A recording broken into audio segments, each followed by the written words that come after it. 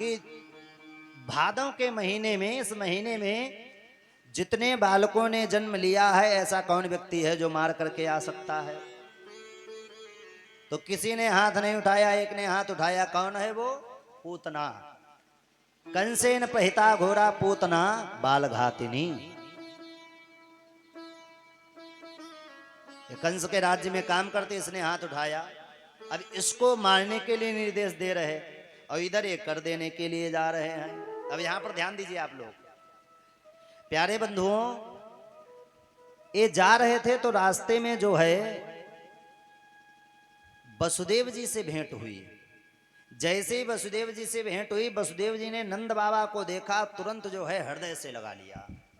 क्यों? क्योंकि आपस में दोनों लोग ये मित्र हैं।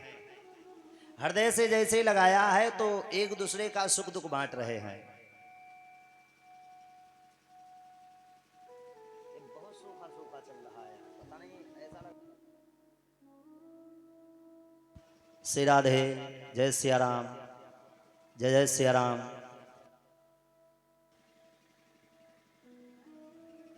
जय जय सिया राम, जय श्री राधे, जय जय सिया राम, जय श्री राधे, जय श्री राधे। ट्रेवल कम करो हल्का सा, इसमें बेस बनाओ साउंडों में, ग्राउंड में। जय सिया राम, जय जय श्री राधे, जय जय सिया राम। सीटी ना दे। जय सिया राम, जय जय सिया राम, जय सिया राम। चालू करो, ये देखो, करो। जय जय सिया राम, जय श्री राम। चलो चलने दो। जैन मित्र दुख होय दुखारी, तिनय बिलोकत पातक भारी। निज दुख गिरि सम रज करि जाना, मित्रक दुख रज मेरु समाना। जो अपने मित्र के दुख में दुखी नहीं होता है, वो मित्र नहीं बताया गया है। जब तक आपके पॉकेट में पैसा है तब तक तो मित्र पीछे पीछे घूमे, और जैसे पैसा चला जाए, फिर कोई मित्र नजर ही नहीं आए तो उसको मित्र नहीं कहते हैं। गोस्वामी बाबा पहले उनके लिए लिख गए हैं। वसुदेव जी ने देखा, वसुदेव जी तुरंत कहने लगे, महाराज हमें पता लगा आपके 6 बालकों को दुष्ट ने मार दिया है। नंद बाबा ने कहा कि 6 बालकों को मार दिया है, कन्या आई तो कन्या को भी नहीं छोड़ा, उस कन्या को भी मार दिया है। अब देखो, वसुदेव जी तो ये चीज जानते हैं, जो नंद बाबा के घर में पुत्र पल रहा है वो मेरा है, लेकिन नंद बाबा को नहीं पता है कि हमारे घर में जो पुत्र पल रहा है वो इनका है। वसुदेव जी जानते हैं। और वसुदेव जी को ये भी पता है, कंस को मालूम पड़ गया है कि उसके काल का अवतार हो चुका है, तो कोई न कोई प्रयास करेगा मारने के लिए। तो उन्होंने कह दिया है, महाराज हमें ऐसा प्रतीत होता है, हमें ऐसा आभास हो रहा है, हमारी ऐसी ज्योतिष कह रही है कि तुम्हारे छोरा पे कोई न कोई कष्ट आए व्यवहारो है, कोई न कोई कष्ट आने वाला है। महाराज जैसे ही कहा है तो माला तो साथे में रहती थी, माला को लिया और माला को लेकर के जपना प्रारंभ कर दिया। अरे नारायण लाला की रक्षा करियो, नारायण लाला की रक्षा करियो। जाप चल रहा है आनंद से। बोले जल्दी से कर दे करके जाना, मुझे लगता कोई कष्ट आने वाला है। अब वसुदेव जी नंद बाबा की भेंट हुई, इन्होंने कर दिया, कर दे करके वापस आने लगे। इधर क्या हुआ? कंसेन प्रहिता घोरा पूतना बाल घातिनी, शिशुश्चार निघ्नन्ति पुरग्राम ब्रजादिषु। कंसेन प्रहिता घोरा पूतना बाल घातिनी। पूतना किसको कहते हैं, इस प्रसंग को जरा ध्यान से सुनिएगा। पूतना का मतलब क्या है, पूतना का अर्थ क्या है?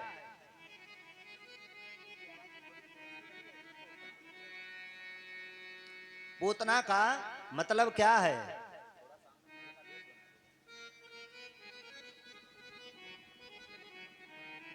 बोले जिसके पुत्र ना हो उसको कहते हैं पूतना, और जो पुत्र का मतलब नहीं समझे उसे कहते हैं पूतना।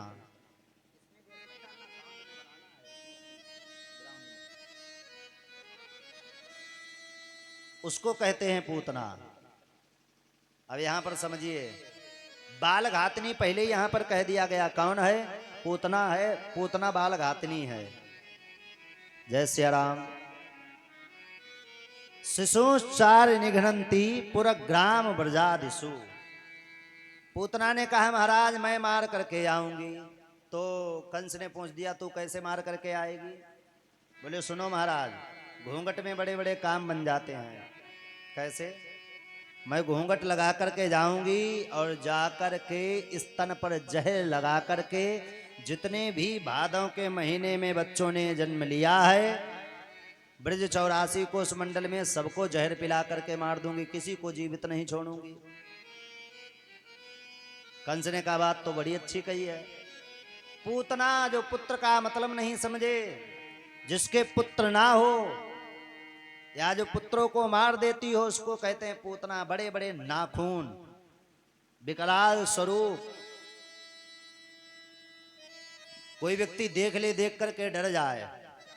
लोग आजकल क्या मानते हैं, बड़े बड़े नाखूनों को फैशन मानते हैं। यार फैशन मानते हैं। रामावतार में एक थी जिसका नाम था क्या, शूर्प रखा। उसका शूर्पणखा नाम क्यों था बताएं आपको? नख यानी होता है नाखून, और सूप आप लोग समझते हैं? सूप क्या होता है पता है? सूप नहीं जानती हो? वाह, कौन जानता है सूप? हाँ, ओ मैया ने इशारा कर दिया। तो सूप का आकार कैसा होता है? ऐसे गया, यूं आया, ये सूप का आकार हो गया। और नाखून, नाखून का आकार कैसा होता है? ऐसे ही होता है थोड़ा सा। तो शूर्पणखा का मतलब क्या होता है? जिसके सूप जैसे नाखून हो। जिसके सूप जैसे नाखून हो उसको क्या कहते हैं? शूर्पणखा। और पूतना ये पुत्र का मतलब नहीं समझती है, नाखून इसके भी बड़े बड़े हैं बहुत। तो या तो शास्त्रों में अगर चलेंगे, या तो शूर्पणखा के नाखून बड़े थे या पूतना के। अच्छा, शूर्पणखा पूतना की आजकल बुआ भतीजी बहुत घूम रही हैं। बहुतों के मैंने देखा है नाखून बड़े बड़े होते हैं। हम यहाँ की थोड़ी ना कह रहे हैं, हम तो बता रहे दूसरी जगह की। हाँ, तो बड़े बड़े नाखून, तो प्यारे बंधुओं बड़े बड़े नाखून नहीं रखना चाहिए शास्त्र के अनुसार। अब किसी का नरसिंह भगवान की कथा जैसे नहीं आई थी, हिरण्यकश्यप का पेट फाड़ा था नाखून से। अगर वो इरादा हो किसी का, स्वामी आमी से पटरी ना खाती हो किसी की, तो एक अलग की बात है, तो रखाइए खूब है? नहीं, रखाना नहीं चाहिए, ये अपराध होता है। प्यारे बंधुओं आज क्या हुआ, पूतना ने सुंदर रूप बनाया। ऐसा लग रहा, सुखदेव भगवान वर्णन कर रहे हैं, ऐसा लग रहा साक्षात जो है नारायणी नारायण भगवान से मिलने के लिए जा रही है। इतना सुंदर रूप बनाया और बना करके गोकुल में प्रवेश किया है। जितने बालकों ने अवतार लिया था, जितने बालक आए थे कृष्ण भगवान के साथ में, इसने सब बालकों को अपने स्तन पर कालकूट नाम का विष लगा करके जहर दे दिया सबको। प्यारे बंधुओं, सब बालकों को मार दिया तो भगवान को इस बात का बहुत कष्ट हुआ।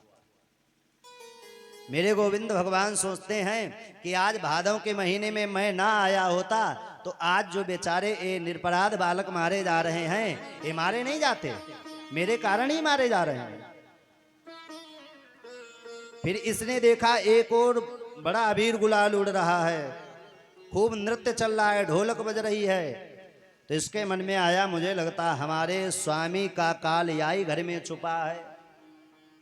तो धीरे धीरे चल दी। ग्वाल वाल रास्ते में खड़े थे, ग्वाल वालों ने रोक दिया। अरे भाभी जी कहाँ को जा रही हो? रुको रुको रुको, क्या बात है? छोटे छोटे ग्वाल वाल बेचारे। बोले तुमने हमको पहचाना नहीं? तो एक छोटा सा ग्वाला कहता है, मैंने तो पहली बार देखा है यहाँ पे, मैं कहाँ से पहचानूं? मैंने तुमको देखा ही नहीं है। अरे मैं यशोदा रानी की मित्र हूं, दोस्त हूं, हाँ उसकी सहेली हूं।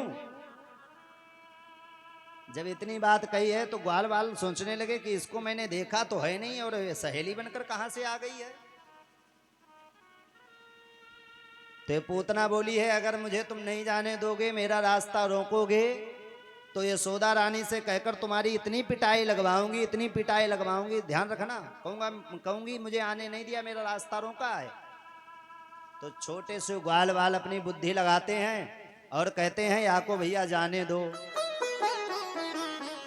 अगर नहीं जाने दिया कहीं मैया से शिकायत लगा दी तो मार पड़ेगी, और इतनी ताकत है नहीं हम में कि हम मार खा पाए, मैया बहुत मारती है। लेकिन ग्वाल वालों के मन में डर भी है। डर क्या है? कहीं ये मैया से शिकायत कर देगी जा करके तो मार पड़ेगी, और कहीं एक कोई चाल हुई, कोई राक्षसी हुई तो भी बाबा मारेंगे, क्योंकि बाबा ने कहा था बेटा गोपान गोकुल रक्षायाम निरूप्य मथुराम कथा, आप गोकुल की रक्षा करना। छोटे छोटे बेचारे ग्वाल वाल हैं, गोकुल की रक्षा कैसे करेंगे बताओ। लेकिन कहते कुछ भी हो जाए हमारे साथ, चाहे कुछ भी हो, लेकिन हमारे लाला को कुछ हो नहीं पाए, हमारे लाला का कोई कुछ बिगाड़ नहीं पाए। पूतना गई है, दरवाजा पे पहुंची है, कुंडी खटखटाई, मैया बधाई हो बधाई हो। मैया ने कान लगाया, ये कौन बधाई लेवे कहता है आ गई है। मैया दौड़ करके गई दरवाजे पे, और जैसे ही दरवाजा मैया यशोदा ने खोला, या के रूप को देखा, बहुत सुंदर रूप है। लेकिन मैया ने देखा, मैया सोचने लगी याकू मैंने पहली बार देखा है, पहले कभी देखा ही नहीं है, और ये मेरे घर में बड़ी प्रसन्नता से बधाई लेने के लिए आई है। अगर मैंने इससे कहा मैंने तुझे पहचाना नहीं, तू बता कौन है, तो कहीं बुरा मान जाए। बुरा बड़ी जल्दी माताएं बहनें मान जाती, कहीं बुरा मान जाए, नाराज होकर के चली जाए। तो मैया ने सोचा पूछना सही नहीं है, अभी ना पूछे। तो मैया ने कहा बता तो ये क्या चाहिए, क्या लेना चाहती है। मैया मुझे बधाई चाहिए। क्या चाहिए बधाई में? मैया वो तो जो चाहिए होगा वो मांग ही लूंगी, सबसे पहले तो मोए अपने छोरा के दर्शन करा दे। मैया बोली ना ना ना, लाला के दर्शन नहीं होंगे। अरे मैया इतनी दूर से चल करके आई हूं, इतने दिन बाद हमारी आपकी जो है आमने सामने मुलाकात हो रही है, और अब आप कह रही हो कि दर्शन नहीं होंगे। हमें खुशी नहीं है तेरे लाला की, मेरे को भी खुशी है, दर्शन करा, मोए दर्शन करने हैं। मैया यशोदा बोली चलो ठीक है, तेरे को दर्शन करने हैं। तो लाला पलने में सो रहा है, जगइयो मत। हाँ जग जाता है तो अरे महाराज इतना परेशान करता, इतना परेशान करता, कुछ कह नहीं सकती हूँ, तो जगाना नहीं उसको। ठीक है माँ। अभी पलने के तरफ पूतना बड़ी है, और पलने में जाकर के इसने जैसे ही देखा है तो भगवान श्री कृष्ण सो नहीं रहे थे, आंखें खोले लेटे थे। मानो भगवान कह रहे हैं कि मौसी जी आ जाओ, हमें तुम्हारे इंतजार है, हम तुम्हारे लिए लेटे हुए हैं। लेकिन प्यारे बंधुओं जब ये भगवान के सामने पहुंची है, भगवान ने इसको देखा है, भगवान ने देख करके तुरंत छम्म से आंखें बंद कर ली। परीक्षित जी महाराज बैठे हुए हैं, परीक्षित जी ने प्रश्न कर दिया, अरे गुरुदेव एक बात बताइए, भगवान ने इसको देख करके आंखें क्यों बंद कर ली है, क्या कारण है? आंखें नहीं बंद करना चाहिए था। बोले मानो भगवान कहना चाहते हैं, इसके बड़े भाव दिए गए हैं यहाँ पर, आंखें क्यों बंद की। भगवान मानो कहना चाहते हैं जो मेरे सामने बनावटी रूप लेकर के आता है, जो मेरे सामने बनावटी स्वरूप में आता है, मैं उसको कभी देखना पसंद नहीं करता हूं। किसको देखता हूं? मैं केवल एक व्यक्ति को, निर्मल मन जन सो मोहि पावा, मोहि कपट छल छिद्र न भावा। जो निर्मल मन से आएगा उसको मैं देखना पसंद करूंगा, जो बनावटी स्वरूप लेकर के आएगा उसको मैं देखना पसंद नहीं करता हूं, चाहे कोई भी हो। भगवान ने इसलिए आंखें बंद की कि ये बनावटी रूप लेकर के आई। देखिए, बनावटी प्रेम भगवान को नहीं पसंद है। मैंने आपको बताया था भगवान को प्रेम प्रिय है, लेकिन बनावटी नहीं। ऊपर से खूब आप भले बन रहे हो, अंदर से आप बहुत बड़े कपटी हो, तो ऐसे नहीं। फिर कैसे बनना है? ये तो सबरी जैसा प्रेम होगा तभी कल्याण होने वाला है। विदुर विदुरानी जैसा प्रेम होगा तभी कल्याण होने वाला है। और नहीं, बनावटी प्रेम से भगवान दूर हो जाते हैं, पास में आते नहीं हैं। बनावटी प्रेम भगवान को पसंद नहीं है। एक तो ये भाव है इसलिए आंखें बंद करनी, और एक भाव देते हैं कि भगवान ने सोचा कि कोई भी कार्य करने से पहले गणेश जी का ध्यान किया जाता है, और मैं यहां पर पूतना मौसी से शुरुआत करने जा रहा हूं। अच्छा, भगवान भी चक्कर में पड़ गए। जब रामावतार में आए थे तो सबसे पहले किसको मारा था? ताड़का को। विश्वामित्र जी के साथ जा रहे थे। और जो कृष्णावतार में आए हैं तो किसको मारने जा रहे हैं? पूतना को। भगवान भी सोचने लगे, पता नहीं हर बार ये मौसी जी हमारे हाथों क्यों मरने के लिए आ जाती हैं। और कोई आ जाए, कभी कभी बुआ आ जाए, मौसी जी क्यों आती है? प्यारे बंधुओं, भगवान ने इसलिए आंखें बंद की कि मैं श्री गणेश करने जा रहा हूं, और कोई भी कार्य करने से पहले गणेश जी का ध्यान किया जाता है। प्रेम से बोलिए राधे राधे। कोई भी कार्य करते हैं तो सबसे पहले गणेश जी का ध्यान लगाते हैं, फिर कार्य करते हैं। तो गणेश जी का ध्यान कर रहे हैं। यहाँ भगवान ने आंखें बंद करके उन आत्माओं का ध्यान किया है जो भगवान के कारण इस संसार से जिनको जाना पड़ा। भगवान उनसे क्षमा याचना कर रहे हैं। क्यों? क्योंकि आज मैं नहीं आया होता तो शायद तुम लोगों का वध नहीं होता, मेरे कारण ही हुआ। इसलिए एक भाव बड़ा सुंदर देते हैं, मुझे बहुत अच्छा लगा। क्या भाव है? भगवान ब्रज में किस लिए अवतार लेकर के आए हैं? माखन मिश्री खाने के लिए। भगवान को माखन मिश्री बहुत पसंद है, इसलिए आए हैं। और इधर क्या हुआ है? पूतना मौसी स्तन पर जहर लगा करके आई है, जहर पिलाने के लिए। तो भगवान मानो कहना चाहते हैं, हे भोलेनाथ, जहर पीना तो हमारा काम नहीं है। जहरीली वस्तु आप देख लीजिए कहाँ है सबरी, सब भोलेनाथ के पास। अभी यहाँ पे सर्प निकल आए और निकल करके इधर से केवल निकल जाए सर से एकदम, आधे लोग पांडाल के बाहर मिलेंगे। लेकिन भोलेनाथ आजा बेटा, गले में आजा तू। लोग खूब भांग खाते हैं, महाराज भांग खाओ भांग खाओ, भोलेनाथ का प्रसाद है। चलो धतूरा एक दिन खा के देखो, वो भी तो प्रसाद हो जाएगा, भोलेनाथ पे चढ़ाई जाता है। पर पता लगे दिमाग काम नहीं करेगा, पांडाल की तरफ जाना है तो खेतों की तरफ जा रहे हैं। बोले गोविंद भगवान की। भोलेनाथ का क्या काम है? सब जहरीली वस्तु, भूत प्रेत बिच्छू जहर, सब भोलेनाथ, सब समाहित हो जाता है उनमें।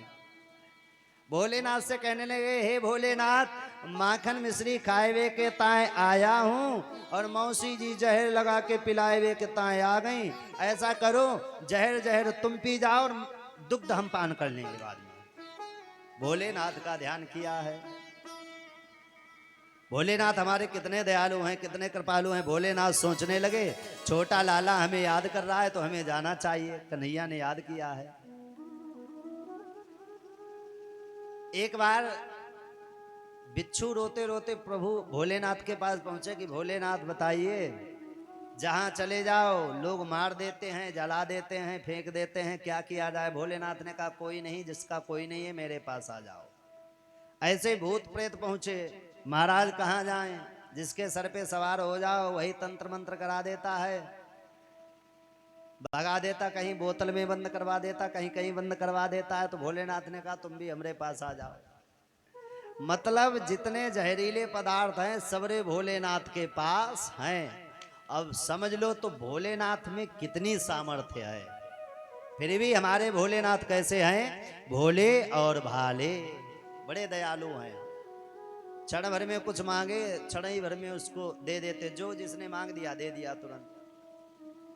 एक बार एक व्यक्ति पड़ोसी के धन से परेशान हो गया, पड़ोसी के धन से परेशान हो गया, तो भोलेनाथ के दरवाजे पर गया और भोलेनाथ से अनुहार की, हे भोलेनाथ, मैं आपकी तपस्या कर रहा हूं, मैं आपकी पूजा कर रहा हूं, ऐसी कोई वस्तु दे दो जो हमारे पास भी धन आ जाए। तो भोलेनाथ ने क्या किया, भोलेनाथ ने एक शंख दे दिया, बोले जा इस शंख को बजाकर जो तू मांगेगा वो मिल जाएगा। अब जैसे ही ये शंख लेकर के चला तो भोलेनाथ ने कहा रुको, शंख तो मैंने तुमको दे दिया है, जो तुम मांगोगे वो मिल जाएगा, लेकिन याद रखना इस शंख को बजा करके जो तुम मांगोगे तुम्हारे पास जितना आएगा उससे दूना पड़ोसी के पास हो जाएगा। अब इसको महाराज बड़ी टेंशन हो गई, पड़ोसी के लिए तो मैं शंख लेने के लिए यहां आया था, अब पड़ोसी का दुगना वैसे ही होगा, दिन दूना रात चौगुना। इसने 2-3 दिन तो बजाया ही नहीं। फिर एक दिन मन में विचार आया कि चलो बजा करके देखते हैं शंख को। शंख को बजाया, भोलेनाथ का ध्यान किया, हे भोलेनाथ 4 मंजिल कोठी बन करके खड़ी हो जाए। अब भोलेनाथ तो इतने दयालु कृपालु 4 मंजिल बन करके खड़ी हो गई। अब इसकी 4 मंजिल बनी खड़ी हुई है, पड़ोसी की देख रहा है कि 8 मंजिल बनी खड़ी है तब तक।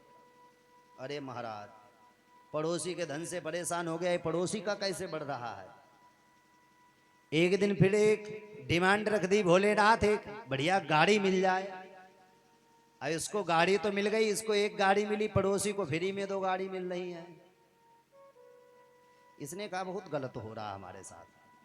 बताओ हमारे पास एक चीज बढ़ती है, अब पड़ोसी के पास आपरूप कुछ मेहनत भी नहीं करनी पड़ती है, 2 चीजें बढ़ जाती हैं। पड़ोसी का सत्यानाश कैसे होगा वो दिमाग लगाता हूं। अब इसने सोचा चलो थोड़ा कष्ट सहन किया जाए। भोलेनाथ ने पहले कह दिया था कि तुम्हारा एक काम होगा उसका दूना होगा। अब सोचते रहा, रात्रि के 1 बजे उठ करके बैठ गया, बजा दिया शंख एकदम। भोलेनाथ कैलाश पर्वत पर 1 बजे बजा दिया शंख, रात को बजा दिया। बताओ बजा करके अनुहार की, हे भोलेनाथ मेरी एक आंख फूट जाए। लो महाराज इसकी तो एक आंख फूटी, अब एक आंख से तो दिखाई दे रहा है। और ये सुबह जैसे ही जगह है, जग करके सीधे पड़ोसी के दरवाजे पे पहुंचा तो डंडा लिया ऐसे ऐसे, दोनों आंखें सीताराम हो गई, दोनों आंखों से दिखाई नहीं दे रहा है। फिर अनुहार की, अभी नहीं कुछ हुआ, हे भोलेनाथ मेरी एक टांग तोड़ दीजिए और 3 जगह से तोड़ना। अब इसकी तो एक टांग 3 जगह से टूटी है, पड़ोसी की दोनों 6 जगह से टूटी है। अब बताओ भोलेनाथ इतने दयालु, इसको शंख दे दिया, जो मांगा सो दिया। अपने सुख से नहीं सुखी, दूसरे के सुख से बहुत दुखी है, तो ऐसा नहीं होने चाहिए। भोलेनाथ मेरे बड़े कृपालु हैं। तो ये कन्हैया याद कर रहे हैं कि हे भोलेनाथ आप आकर के जो है ये जहर को पी जाओ। अब इसने जैसे भगवान को उठाया है, गोद में लिया है, पूतना ने, भगवान खिलखिला करके हंसने लगे और इसने अपने स्तन को खोल करके जैसे भगवान की गोद मुख में लगाया है। भगवान ने क्या किया, गाढ़ं कराभ्याम भगवान प्रपीड्य तत्। पहले तो भगवान ने इसके स्तन पर जो जहर लगा हुआ था धीरे धीरे जहर को पीना प्रारंभ कर दिया, फिर इसके स्तन को पान करना प्रारंभ कर दिया। जब स्तन भी समाप्त हो गया तो भगवान ने किया, सोचा कि अब क्या किया जाए। तो भगवान ने क्या किया, प्राणम समम रोष समन्वितो पिबत गाढ़ं कराभ्याम भगवान प्रपेड्य तत् प्राणैः समम रोष समन्वितो पिबत। भगवान ने पहले जहर को पिया, जहर को पीने के बाद में फिर भगवान ने स्तन को पान करना प्रारंभ किया, उसको मात्र गति प्रदान की है। फिर भगवान ने धीरे धीरे इसके स्तन से इसके प्राणों को खींचना प्रारंभ कर दिया है। जैसे प्राणों को खींचना प्रारंभ कर दिया है, अरे चीत्कार करने लगी महाराज, सा मुंच मुंचाल मिति प्रभाचरी निष्पीड्यमाना अखिल जीव मर्मणि। अरे मुंच मुंच छोड़ दो छोड़ दो छोड़ दो। तो छोटे से भगवान क्या कहते हैं, मौसी जी पहली बात तो कभी हम किसी को पकड़ते नहीं हैं हाल हाल, और एक बार पकड़ लेते हैं तो जीवन में कभी छोड़ते नहीं है। बोले छोड़ते कब है, जब उसको हम ठिकाने पर लगा देते हैं। भक्त होगा तो भी ठिकाने पे लगा देता हूं, और शत्रु होगा तो भी ठिकाने पे लगा देता हूं, ठिकाने पे लगा करके ही छोड़ता हूं। प्रेम से बोलिए राधे। मैया लोग उदास हो क्या, भोजन वोजन नहीं मिला है क्या? ताकल लगाओ, आज कल परसों और बचा है, 2 दिन बचे हैं, फिर पता नहीं विवेक महाराज कहाँ होंगे। आप तो यही होंगे, हम होंगे तो बड़े भाव से भगवान ने इसके प्राणों को खींचा, इसका प्राणांत तो हो गया है। बोलिए गोविंद भगवान की। वो तेरे नैना बड़े रसीले मोटे मोटे, हो तेनू नजर नहीं लग जावे, तेनू नजर नहीं लग जावे मेरे श्याम।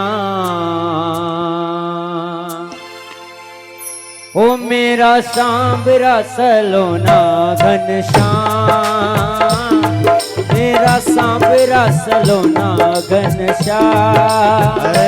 तेरे नैना बड़े कटीले मोटे मोटे बड़े रसीले, तेरे नैना बड़े कटीले मोटे मोटे बड़े नसीले। तेनों नजर नहीं लग जावे, तेनों नजर नहीं लग जावे मेरे श्याम।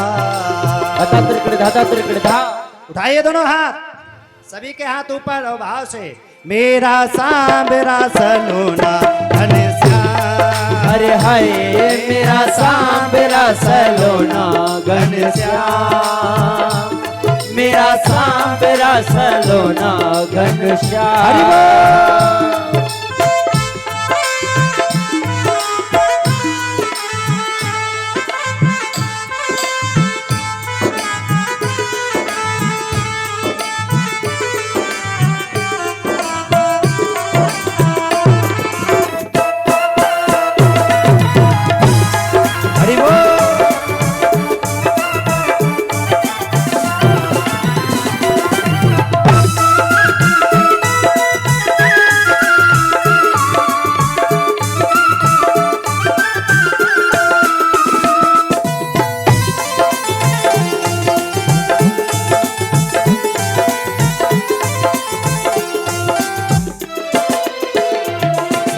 आशिक को तड़पाना रे तो अच्छी बात नहीं है, सच्चे आशिक को तड़पाना ये तो अच्छी बात नहीं है। सच्चे आशिक को तड़पाना रे तो अच्छी बात नहीं है, सच्चे आशिक को तड़पाना ये तो अच्छी बात नहीं है। हाँ ये भी मैंने माना, हाँ ये भी मैंने माना, तेरे जैसा कोई नहीं है। ये भी मैंने माना, तेरे जैसा कोई नहीं है। मैं हुई दीवानी कान्हा, मैं हुई दीवानी कान्हा मेरे श्याम। मेरा सांबरा सलोना घनश्याम, मेरा सांबरा सलोना घनश्याम। भाव से प्यारे हरिवो। ओ तेरे नैना बड़े खटीले मोटे मोटे बड़े रसीले, तेनू नजर नहीं लग जावे, तेनू नजर नहीं लग जावे मेरे श्याम। मेरा सांबरा सलोना घनश्याम, मेरा सांबरा सलोना घनश्याम। जय हो।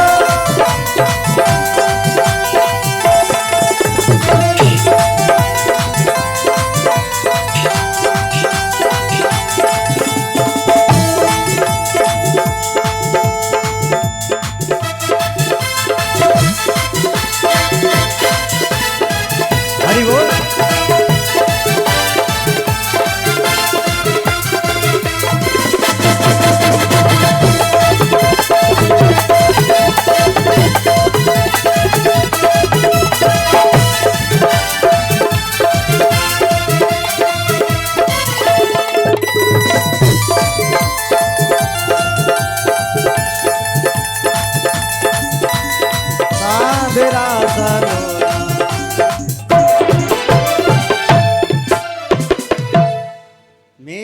सांवरा सलोना घनश्याम।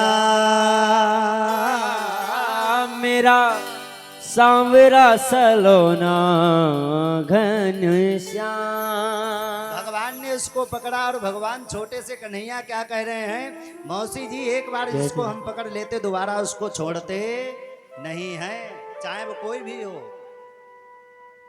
और भगवान ने इसका प्राणांत कर दिया है। इसका शरीर कितने बीच में जाकर के गिरा, ध्यान दीजिए, भागवत जी में लिखा है, पतमानोपि तद्देह स्त्री गभ्युत्तरद्रुमान चूड़यामास राजेंद्रा महदासी तदद्भुतम। एक गभ्युति में होते हैं दो कोष, ठीक है, 3 गभ्युति में हो गए 6 कोष, और एक कोष में आचार्य जी कितने किलोमीटर होते हैं?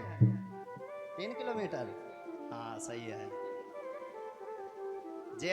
दूसरे पंडित जी बैठे हैं इधर। एक बार हमने इनसे पूछ दिया, ऐसे ही कहीं कथा चल रही थी, हमने कहा भगवान राम की कब प्राण प्रतिष्ठा हुई थी अयोध्या में? बोल रहे दिसंबर में। बोल रहे दिसंबर में। हमने कहा ठीक, होशियार लोग हैं, ऐसी बात नहीं है।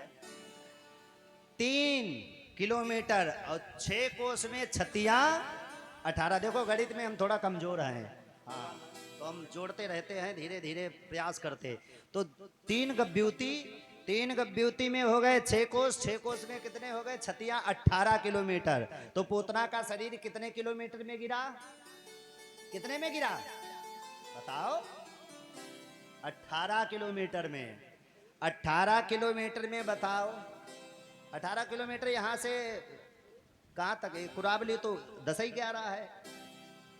18 किलोमीटर अनुमान कर लीजिए। इतने बीच में जितने पेड़ पौधे आ गए, जितने मकान आ गए, कोई भी नहीं बचा, सब रे चटर पटर टूट गए सब। और भगवान इसके पेट पर बैठे हुए आराम से खेल रहे हैं। ग्वाल वालों ने देखा, मैया को पुकार लगाई, अरे मैया लाला को ले गई, लाला को ले गई। कौन है? बोले राक्षसी तो कंस के महल की लगती है, मथुरा की है, यहां कैसे आई है पता नहीं। लाला कैसे इसके ऊपर पहुंचा है? तो प्यारे बंधुओं, छोटे छोटे ग्वाल वाल मैया को लेकर के गए, अपनी अपनी बुद्धि लगा रहे हैं। एक कह रहा ग्वाला, मैया मुझे लगता है ये लाला को उठा करके जा रही थी और आके ठोकर लग गई, पट्टी गिर गई और मर गई। और ये तो कोई अनुमान लगा नहीं सकता है कि भगवान ने, मतलब लाला ने मार दिया होगा। भाई छोटे से कन्हैया क्या करेंगे? प्यारे बंधुओं, तो दूसरा ग्वाला कहता है, तू कह रहा कि ठोकर लग गई, गिर गई, मर गई। एक बात बता, ठोकर व्यक्ति के लगेगी तो वो मुंह के भर गिरेगा कि पीठ के भर गिरेगा? और ये तो पीठ के भर पड़ी है, तो यहाँ को ठोकर तो लगी नहीं है। मुझे लगता कि कोई और कारण है। तब तक उधर से चलते चले आ रहे हैं कौन? नंद बाबा। माला चल रही, नारायण लाला की रक्षा करियो, नारायण लाला की रक्षा करियो, नारायण लाला की रक्षा करियो, नारायण लाला की रक्षा करियो। माला चल रही है। ग्वाल वालों ने देखा, बाबा बाबा देखो देखो, ये पूतना राक्षसी है, लाला को महल से लेकर के ना जाने कैसे आ गई और मर गई है। नंद बाबा तुरंत बोले, हमें आज पता लग गया कि वसुदेव 1 नंबर का ज्योतिषी है। बोले कैसे? जब हमारी उससे भेंट हुई थी तो उन्होंने मुझसे कहा था, मुझे ऐसा प्रतीत हो रहा है, मुझे ऐसा लगता है तुम्हारे छोरा पे, तुम्हारे लाला पे कोई न कोई कष्ट आए बेवारो है। लो सामने कष्ट आ गया। हमें लग रहा है वसुदेव 1 नंबर का ज्योतिषी है। अरे ग्वाल वालों, तुम्हें पता नहीं, तब से मैं माला लेकर के जाप कर रहा हूं, नारायण रक्षा करियो, नारायण रक्षा करियो। आज मुझे पता लगा कि भगवान के नाम में इतनी शक्ति। बताओ लाला हमारा जो है बचा तो है। ग्वाल वाल कहने लगे, बाबा हम भी तब से अपनी ये बालक बुद्धि दौड़ा रहे थे, हम मन में सोच रहे थे कि ऐसा है, ठोकर लग गई, गिर गई, मर गई है, कोई कुछ कहे कोई कुछ कहे। अरे अब पता लगी तुम्हारी पूजा का ही प्रताप है ये जो लाला बचा है। पूतना के शरीर को काट करके टुकड़े टुकड़े करके, भाई इतना बड़ा शरीर तो कैसे हो पाएगा? तो थोड़ा थोड़ा काट करके क्या किया गया, उसको इकट्ठा करके फिर उसके शरीर को जलाया गया था। इसके शरीर को जब जलाया गया प्यारे बंधुओं, तो कहते हैं इसके शरीर से सुगंध आई है, दुर्गंध नहीं। सुखदेव भगवान से परीक्षित जी ने प्रश्न कर दिया, महाराज मुर्दे के अंदर से कभी सुगंध नहीं आती है, तो इसके शरीर से सुगंध कैसे आ रही है, दुर्गंध आनी चाहिए। तो सुखदेव भगवान परीक्षित जी से कहते हैं, यहाँ पे बहुत अच्छी बात देखिए, भगवान एक बार इसको स्पर्श कर लेते हैं, भगवान एक बार इसको छू लेते हैं, अपने शरण में ले लेते हैं, जीवन पर्यंत उसके शरीर से कभी दुर्गंध आ ही नहीं सकती है, सुगंध ही आती है। प्रेम से बोलिए राधे राधे। उसके शरीर से सुगंध ही आती है। इसके शरीर को जलाया गया, सुगंध आ रही है। भगवान ने कहा अपने सैनिकों से, द्वारपालों से, भैया इस समय कौन सी गद्दी खाली है? बोले इस समय गद्दी मैया यशोदा की खाली है। और पूतना ने क्या काम किया है? बोले आपको स्तनपान कराया है। स्तनपान कराना किसका काम होता है? माँ का होता है। बंधुओं, स्तनपान कराना माँ का काम होता है, तो इनको कौन सी पदवी मिलनी चाहिए? बोले इनको माँ की पदवी ही मिलनी चाहिए। अहो बकीयम स्तन काल कूटम जिघासया पायदप्य स्वाद्धि लेभे गतिम धातृच्युताम ततोन्यम कंबा दयालुम शरणम ब्रजेमा। भगवान ने जो स्तन पर जहर लगा करके आई है, पिलाया है, उसको भगवान ने माँ की गति प्रारंभ की, प्रदान की है, माँ की गति दी है, माँ का स्थान दिया है। पूतना लोक बाल अग्नि राक्षसी रुधिरासना। पूतना कोई साधारण नहीं है, बोली राक्षसी रुधिरासना, रुधिर को पान करने वाली है, रक्त को पान करने वाली है। इसने भगवान को मारना चाहा, लेकिन भगवान ने ही इसका उद्धार कर दिया।